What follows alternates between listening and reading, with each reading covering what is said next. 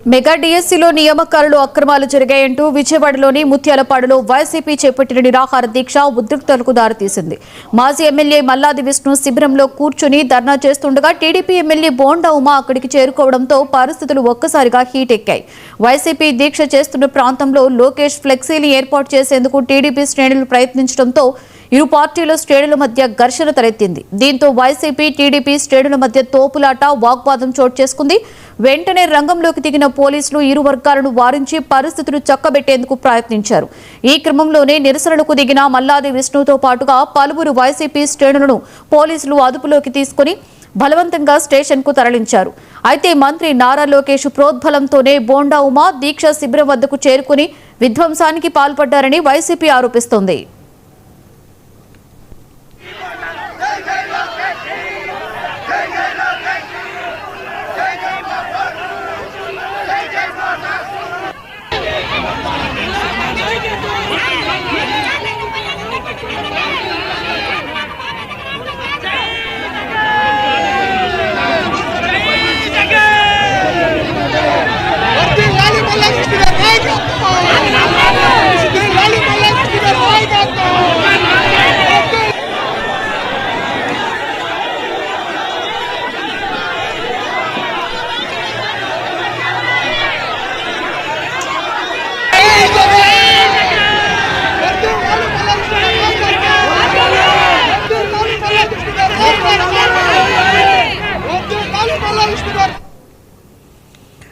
TDP MLA Bonda Uma goondaism చేశారని మల్లాది విష్ణు ఆగ్రహం వ్యక్తం చేశారు. టీడీపీ శ్రేణులు శిబిరం వద్దకు వచ్చి దాడికి దిగడంపై పోలీసులకు సమాచారం ఇచ్చినా ఫలితం లేకపోయిందని పేర్కొన్నారు. మహిళలను కూడా చూడకుండా వైసీపీ నేతలను సైతం గాయపరిచారని ఆయన ఆరోపించారు.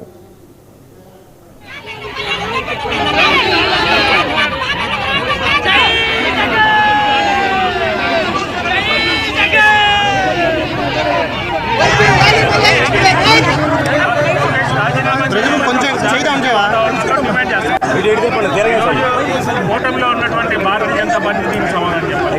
ఇదే అలాగే పవన్ కళ్యాణ్ గారు చెప్పారు. ఈరోజు రాష్ట్రంలో పూర్తిగా పోలీసులు ఉన్నారు, మమ్మల్ని నిలబడినారు, వాళ్ళు పంపట్లేదు. మా మీద రౌడీ చేస్తున్నారు, మా మీద దాడి చేయడానికి అయినప్పటికీ కూడా వైఎస్ఆర్ కాంగ్రెస్ పార్టీ మా డిమాండ్ కట్టుబడి ఉన్నాము. బోండా ఉమా బోండా ఉమా దౌర్జన్యాలు రోజు రోజుకి ఎక్కువైపోతాం.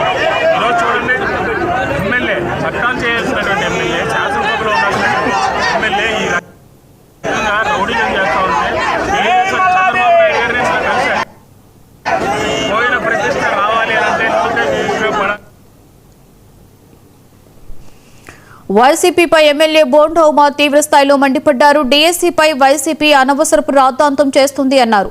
18,000 మంది పరీక్షలు రాసి ఉద్యోగం సంపాదిస్తే వారి జీవితాలను జగన్ నాశనం చేయాలని చూస్తున్నారని మండిపడ్డారు.